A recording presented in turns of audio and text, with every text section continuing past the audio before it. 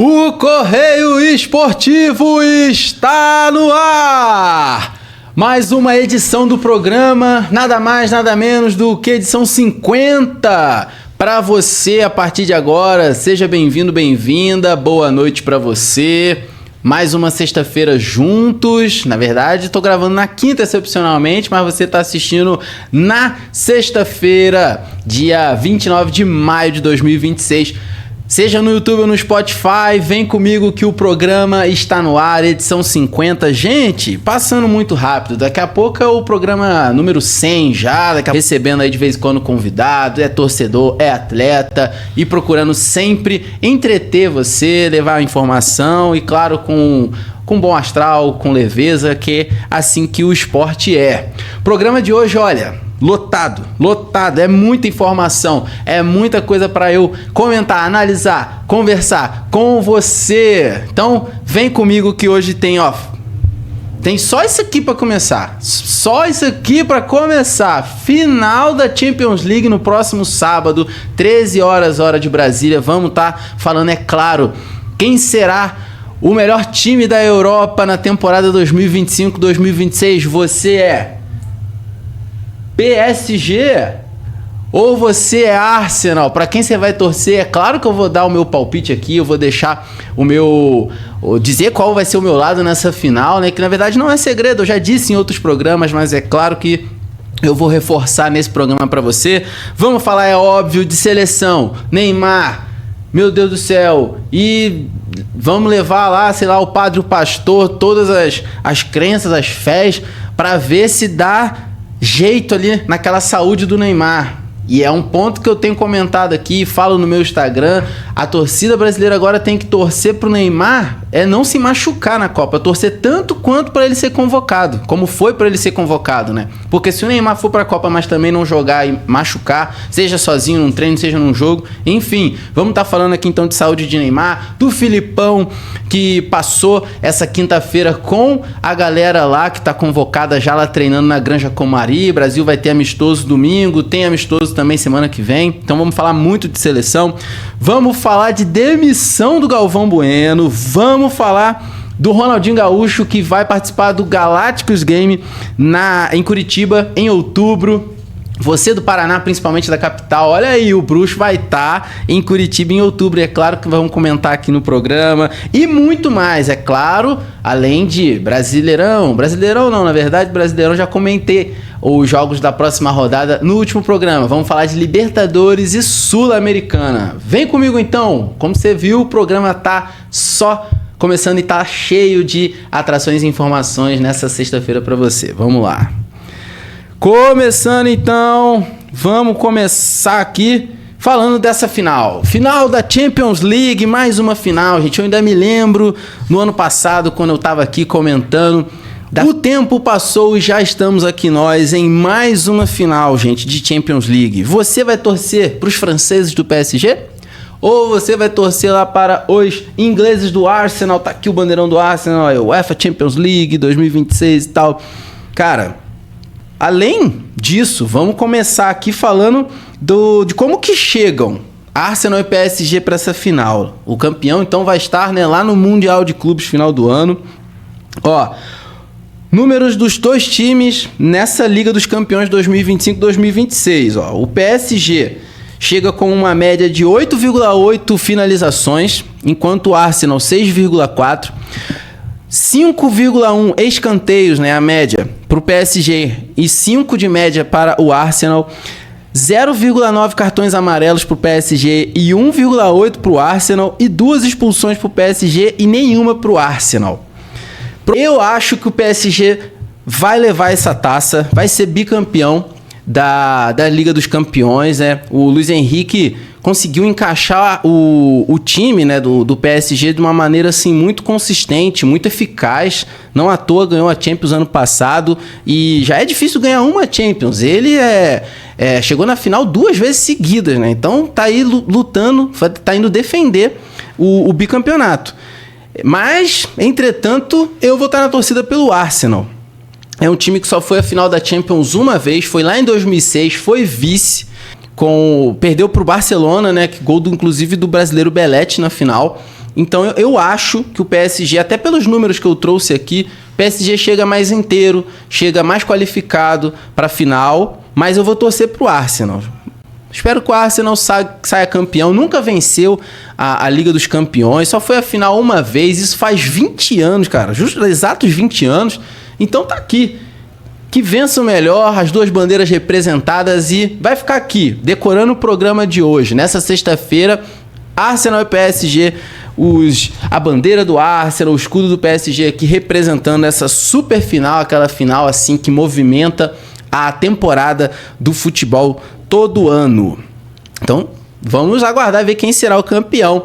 Acho que vai ser o PSG, mas eu vou torcer para o Arsenal nessa final.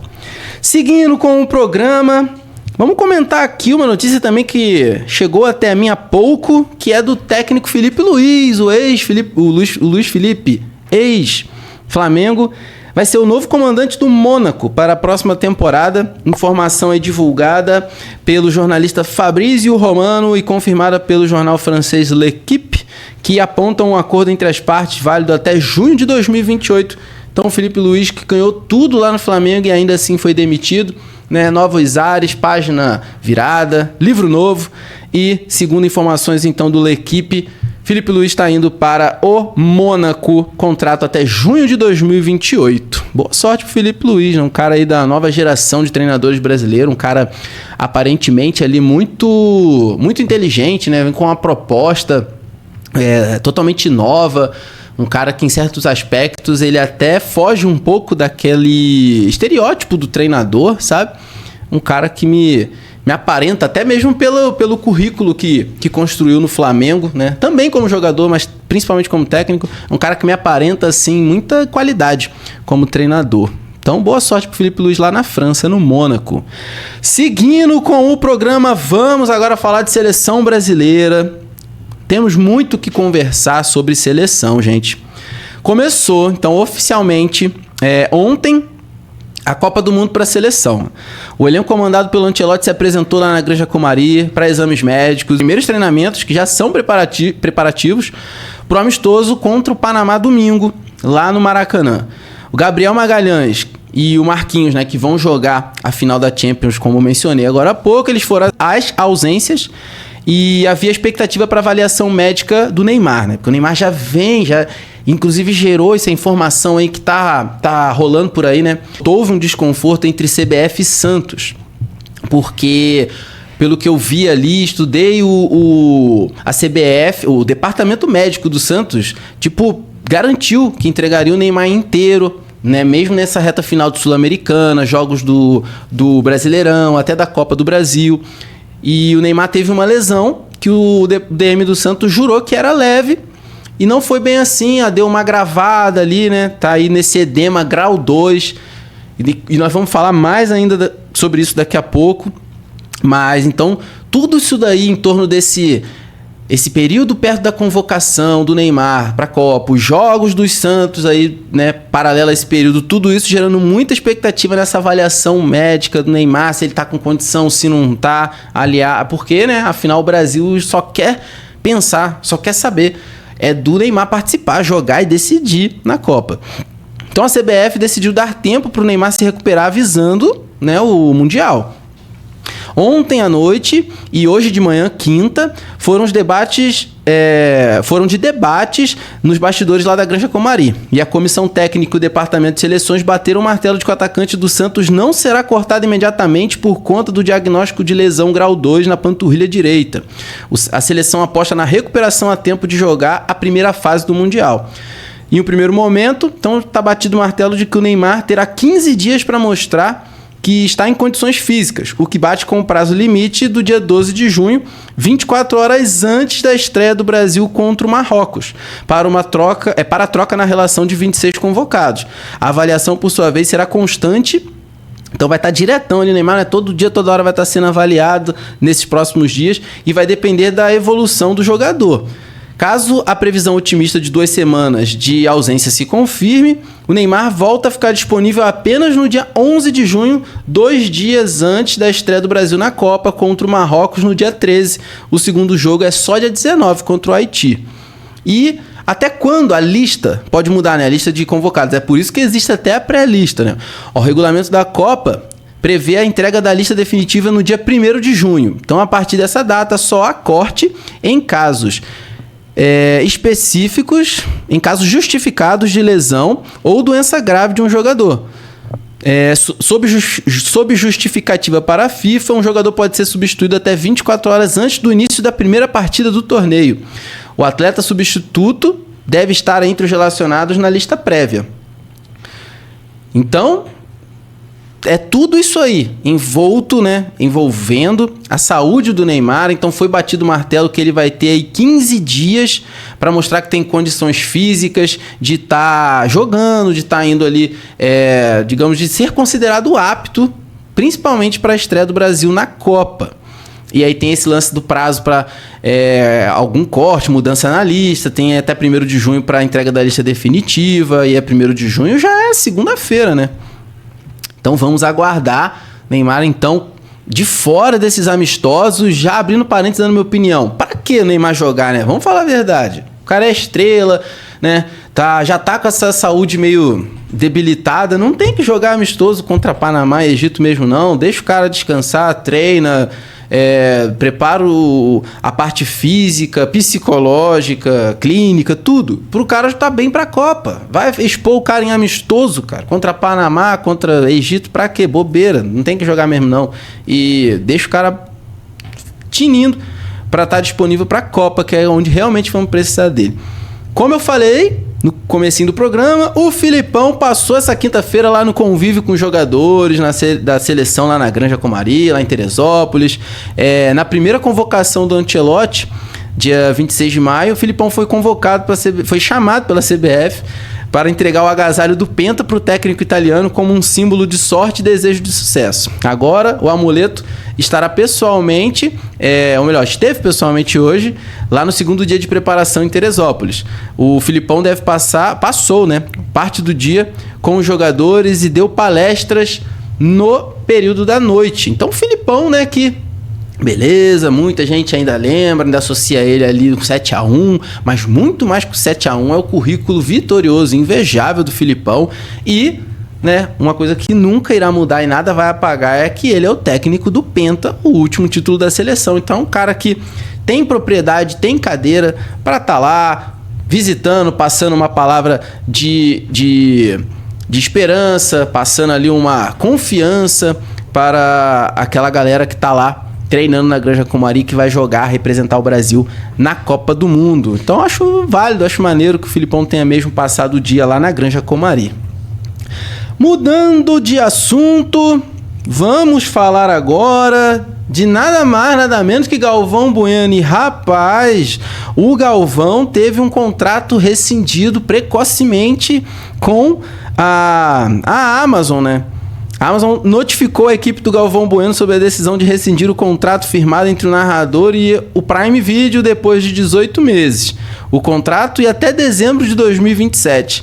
O aviso sobre a quebra contratual foi realizado na última sexta-feira. Então, rapaz, e segundo aqui mais informações, foi alegado que o pessoal criticou muito as últimas narrações ali do Galvão no Brasileirão, os jogos da Copa do Brasil, para a Prime Video. E aí a Prime resolveu cancelar o contrato dele, mas não foi só isso não, teve mais coisa aí. Eu acho que tem a ver com anúncio, coisa ali de, não sei se foi coisas que o Galvão, contrato que ele fechou para tipo de publicidade, coisas assim de comercial. Então acho que usaram um pouco isso de muleta de pretexto, mas o fato é que o Galvão teve o seu contrato rescindido depois de só 18 meses com a Amazon aí, / Prime Video.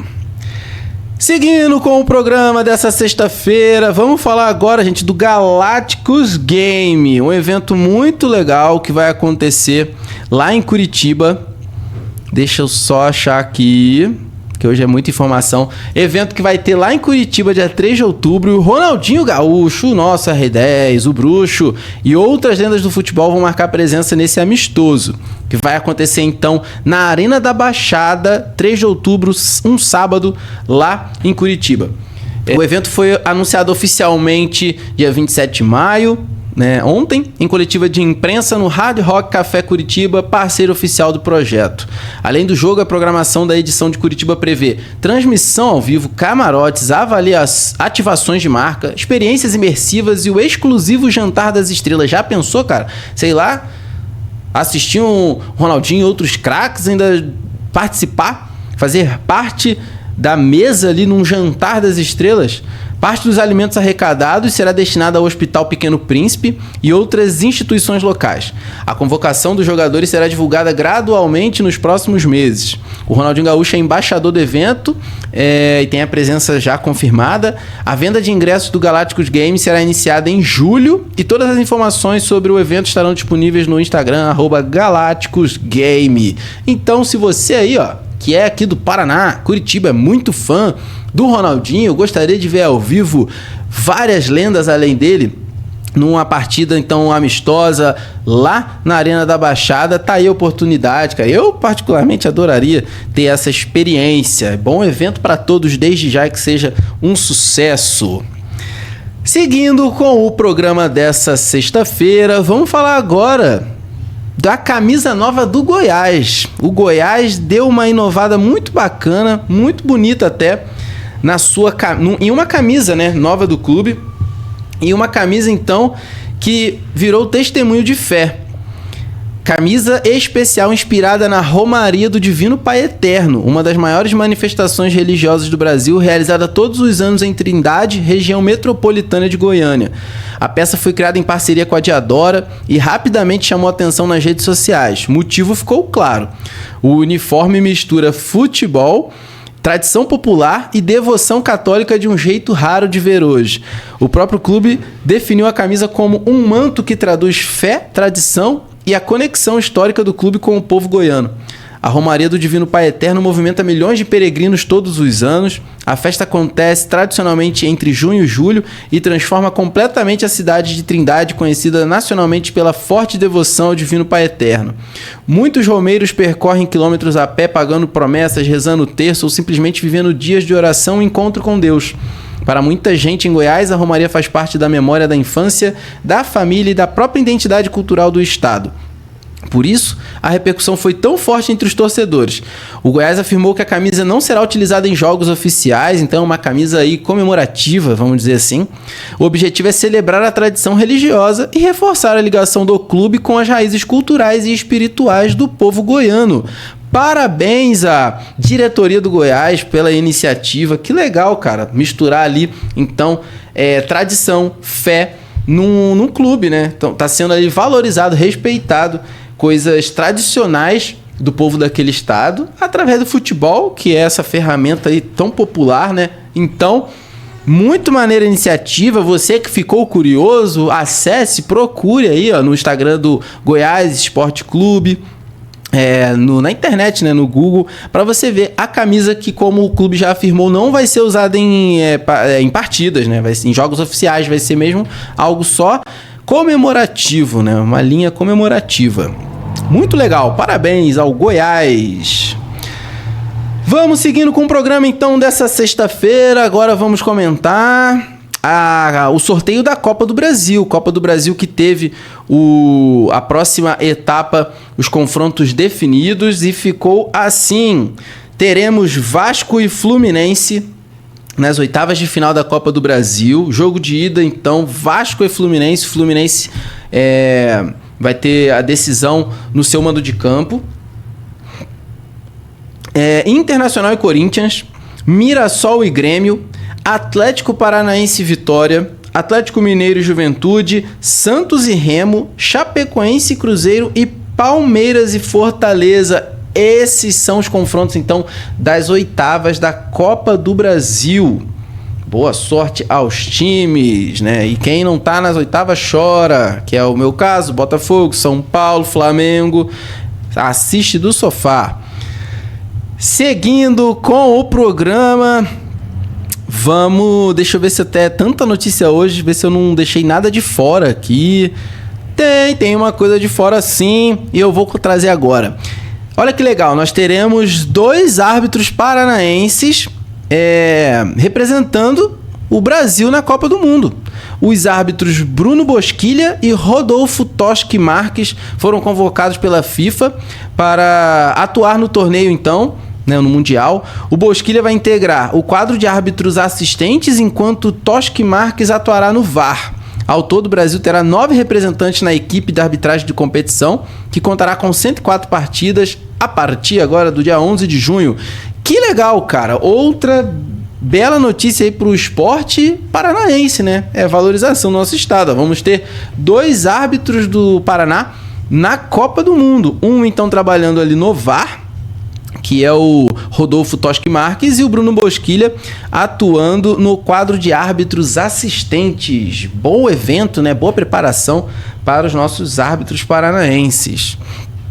Agora sim, esquecendo mais nada, vamos falar de Libertadores. Tivemos jogos ontem, tivemos jogos terça, e tem Palmeiras e Cruzeiro que fecham essa última rodada da fase de grupo da Libertadores nessa quinta-feira, né?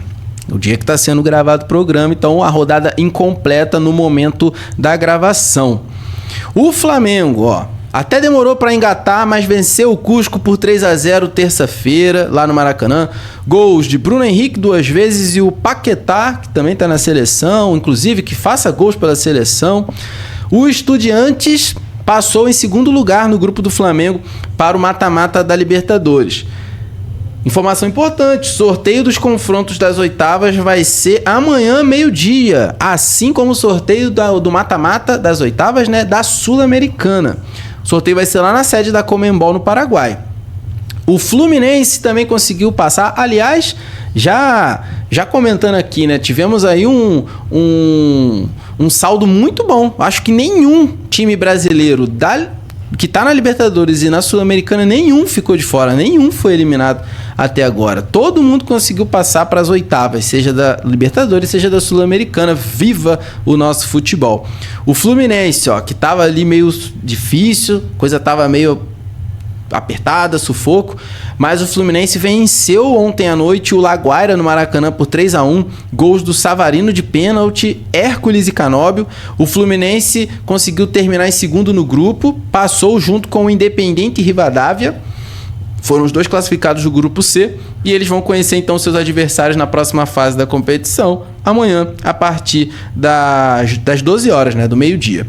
O Corinthians, teve uma atuação ruim na Neoquímica Arena, perdeu para o Platense por 2-0. Perdeu então em casa o Corinthians, jogo válido pela 6ª rodada.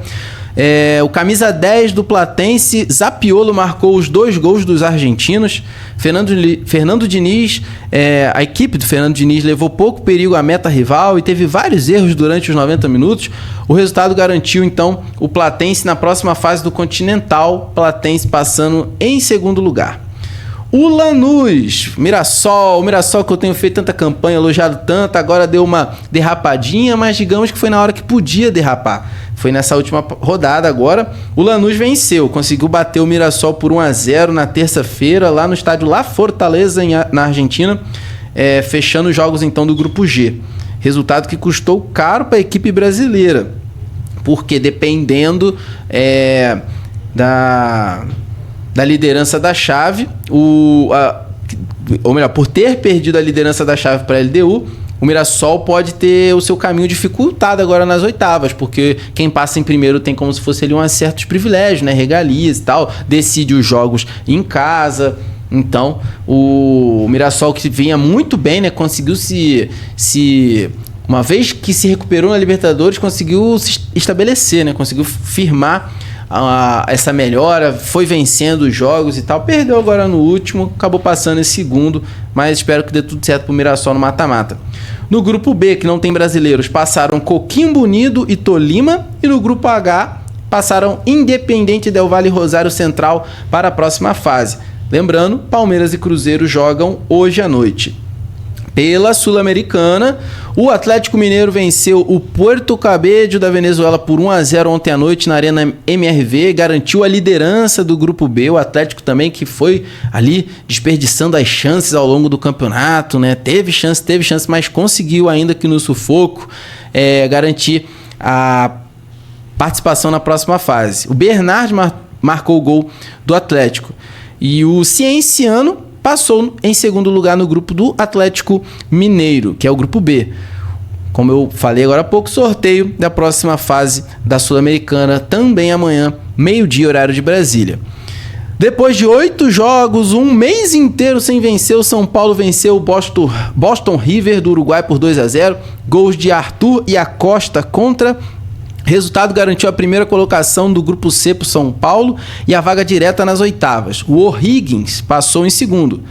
E fazendo até uma errata aqui, acabou passando essa informação no último Correio Esportivo. O São Paulo joga pelo Brasileirão domingo contra o Remo, lá no Mangueirão, às 20h30. Esse jogo acabou ficando de fora ali quando eu passei a relação dos próximos jogos do final de semana agora do Brasileirão. Então, vamos corrigir aqui, né? Não deixar ninguém de fora. Remo e São Paulo domingo às 20h30 pelo Brasileirão.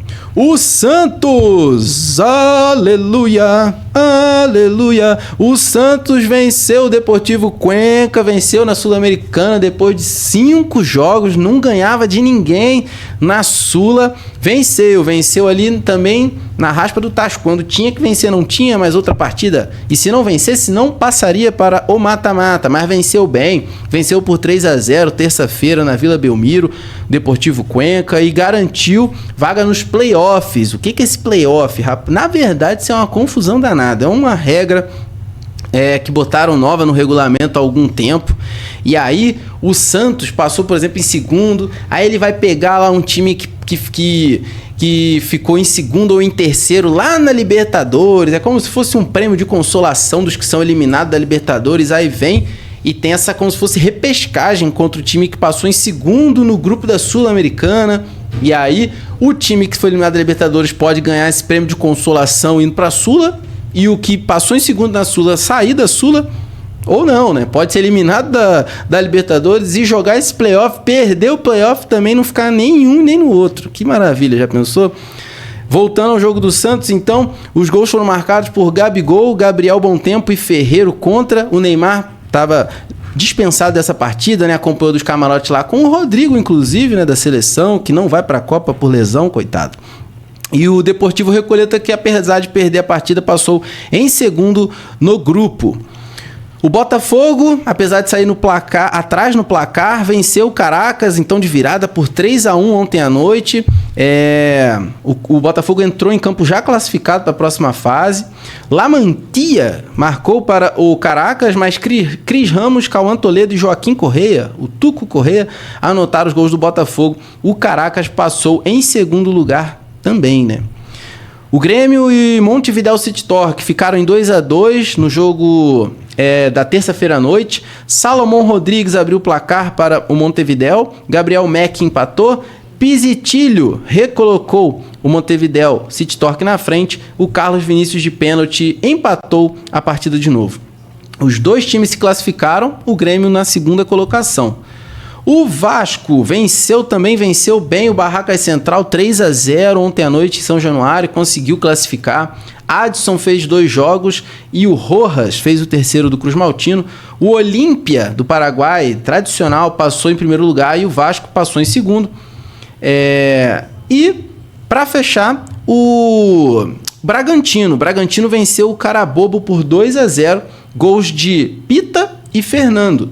O River Plate passou em primeiro lugar, o Bragantino passou em segundo no grupo. Então, tirando aí Palmeiras e Cruzeiro, que também estão com classificações bem encaminhadas, todos os brasileiros, tanto de Libertadores quanto de Sul-Americana, conseguiram passar para o mata-mata. Agora é aguardar o sorteio amanhã, meio-dia, lá na sede da Conmebol, no Paraguai.